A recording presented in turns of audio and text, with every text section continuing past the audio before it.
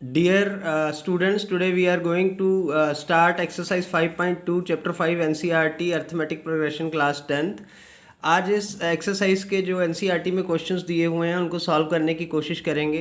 तो जो पहला क्वेश्चन है क्वेश्चन नंबर 1, इसमें बात हो रही है कि find the blanks, fill in the blanks in the following table given at the A in the first term, D the common difference and A and the nth term of AP।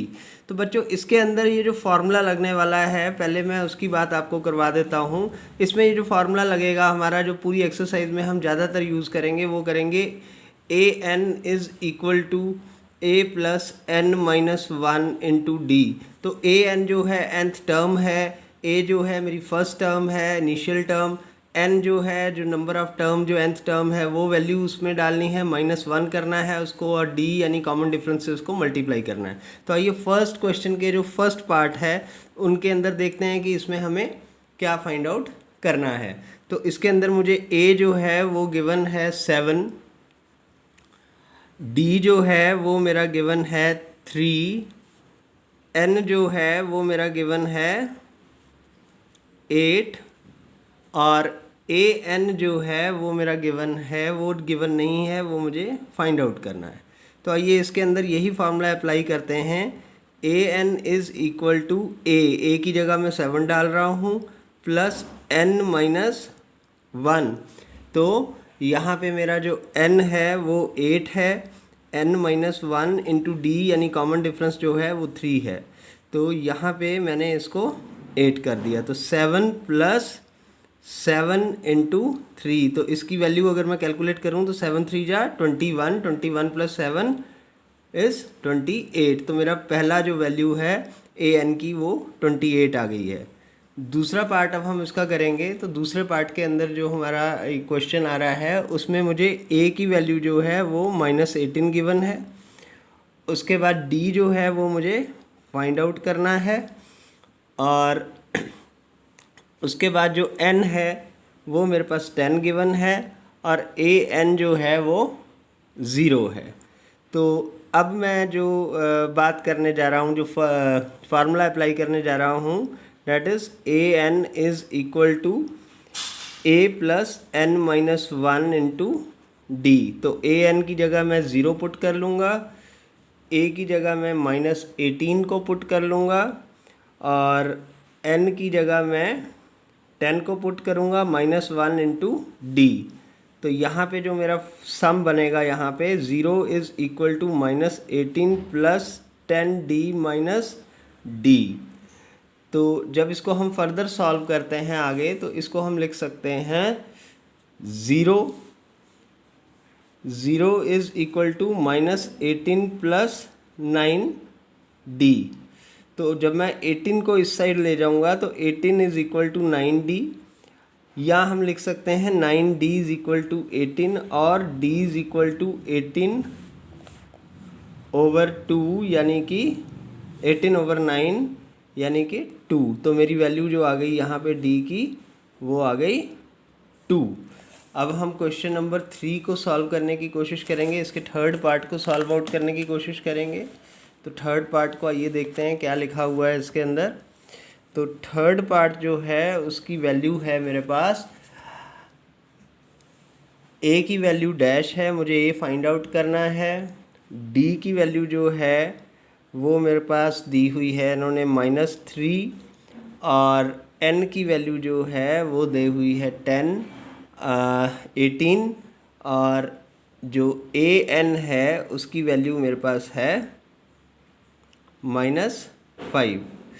तो जब मैं इसको solve out करने की कोशिश करता हूँ तो मेरे पास जो मेरी वैल्यू आती है वो मैं लिख सकता हूँ, माइनस ए की वैल्यू जो है ए एन की 5 है, तो मैं यहाँ लिखूँगा -5 इज़ इक्वल टू ए की वैल्यू मेरे पास है नहीं, तो मैं यहाँ पे ए लिख दूँगा as it is, plus n की वैल्यू 18 है, 18 माइनस 1 इंटू डी की वैल्यू -3 है। तो आइए अब इसको कैलकुलेट करने की कोशिश करते हैं। तो -5 is equal to a plus 18 3 जा 54, 18 3 जा 54। तो यहाँ मेरे पास आ जाएगा -54 - माइनस प्लस 3, तो यहाँ पे मेरे पास आ गया -5 इज इक्वल टू a -51। तो a इसको हम ऐसे भी लिख सकते हैं कि a -51 इज इक्वल टू -5। तो a की वैल्यू मेरे पास क्या आ गई, a की वैल्यू मेरे पास आ गई -5 + 51। इसको जब हम कैलकुलेट करेंगे तो इसका आंसर मेरे पास आ जाएगा 46। तो यहाँ पे जो मेरी वैल्यू आनी थी a की वो 46 आ गई है। तो ये मेरा तीसरा पार्ट भी इसका सॉल्व हो गया। आइए अब हम इसका फोर्थ पार्ट करते हैं। फोर्थ पार्ट में हमें गिवन है a की वैल्यू है -18.9। उसके बाद मेरे पास जो d है उसकी वैल्यू जो है वो दी हुई है 2.5। n मुझे फाइंड आउट करना है और an जो है उसकी वैल्यू है 3.6। तो मैं इसको फार्मूला में पुट कर देता हूँ। फार्मूला में पुट करने के बाद मेरे पास वैल्यू इस तरीके से आ जाएगी कि 3.6 इज इक्वल टू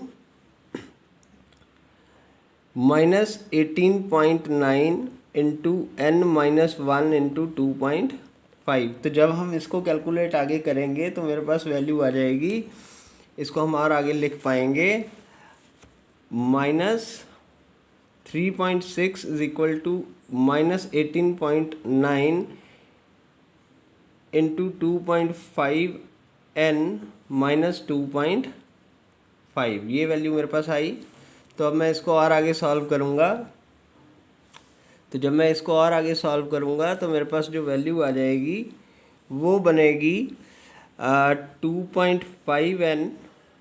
2.5n को मैं एक तरफ लिख लेता हूँ। 2.5n इज़ इक्वल टू, अब देखो ये 18.6 है, इसके अंदर 18.9 के अंदर जब मैं 2.5 को ऐड करूँगा तो वो मेरा वैल्यू बन जाएगा 21.4 -21.4 -3.6, यानी मेरे पास वैल्यू आ गई 2.5n इज इक्वल टू 25, या हम लिख सकते हैं 25/2.5।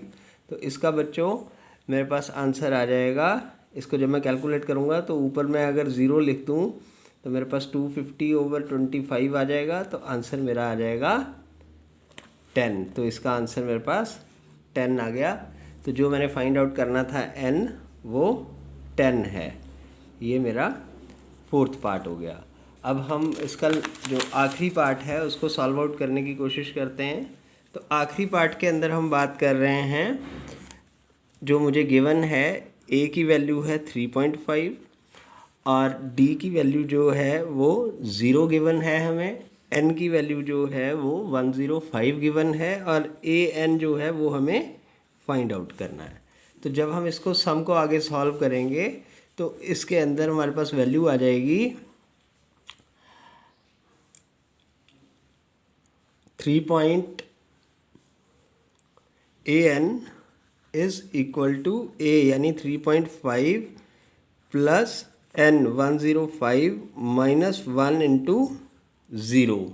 तो -1 इंटू 0, तो an मेरे पास जो बचेगा वो 3.5 प्लस, इसको अगर मैं मल्टीप्लाई कर लूँ 0 से तो ये मेरी वैल्यू 0 हो जाएगी। तो मैं इसको लिख सकता हूँ 3.5 प्लस 0। तो मेरी जो an की वैल्यू थी वो 3.5 आ गई। तो बच्चों इस तरीके से हमने इस फिलअप्स को फाइंड आउट किया। जो इसका सेकंड क्वेश्चन है उसके अंदर जो बात हो रही है वो जो कह रहे हैं, इसके अंदर क्वेश्चन है choose the correct choice in the following and justify. तो फर्स्ट जो इसका पार्ट है 30th term of AP 10(7)(4) is, तो देखिए इसमें यही फार्मूला लगाना है कि an is equal to a plus n-1 into d. तो यहाँ an जो है मेरे पास वो मैं लिख लूँगा A30 that will be equal to a मेरे पास क्या है 10 प्लस n जो है मेरे पास वो 30 है, 30 माइनस 1 इंटू जो d है वो मैंने फाइंड आउट किया तो 10 माइनस 7 माइनस 3 का मेरे पास d चल रहा है, तो मैं यहाँ पे ये लिख लूँगा। इसको जब मैं फाइंड आउट करूँगा तो मेरे पास आंसर आ जाएगा 10 plus 29 into minus 3 that will be equal to 10 minus 3 9 जा 27 प्लस 2 3 9 जा 27 7 यहाँ पे उतर गया 3 2 जा 6 87, तो 10 माइनस 87 यानी कि माइनस 77, जो कि हमारा सी ऑप्शन है वो सही है। इसका जो नेक्स्ट पार्ट है उसके अंदर हम बात करने वाले हैं 11th term of AP -3 -1/2 2 is, तो same formula A11 is equal to A plus n-1 into d. तो जो मेरा A है यहाँ पे वो मेरा क्या बन रहा है -3 बन जाएगा यहाँ A। जो मेरा कॉमन डिफरेंस है, अब यहाँ देखिए कॉमन डिफरेंस मेरे पास क्या है, इसको मैं फाइंड आउट करने की पहले कोशिश करूँगा। तो वो मेरा है D जो मेरा निकलेगा -1/2 माइनस जो है उसको हम 3 से माइनस करेंगे, तो 2 3 जा 6 -1 प्लस 6, तो मेरा आंसर यहाँ पे आ जाएगा 5/2। तो अब इस फॉर्मूला को मैं यहाँ पे अप्लाई कर रहा हूँ, तो अप्लाई करते हुए मेरे पास आ गया A11 is equal to -3 into n जो मेरे पास था 11th करनी है, तो 11 माइनस 1 इंटू कॉमन डिफरेंस जो है मेरा वो 5/2 है। तो इस फॉर्मूला को जब मैं यहाँ पे अप्लाई कर रहा हूँ तो मेरे पास जो वैल्यू आती है वो आ जाती है -3 प्लस 10 इंटू 5/2, तो 2 5 जा 10 5 5 जा 25, तो यहाँ पे मेरे पास जो वैल्यू आई -3 प्लस इसको जब मैं यहाँ काट दूंगा तो 5 5 जा 25 मेरे पास ऐसे वैल्यू आ जाएगी। तो जो ये मेरा आंसर आएगा वो आएगा 22, तो जो A11th होगी वो मेरे पास 22 आ जाएगी।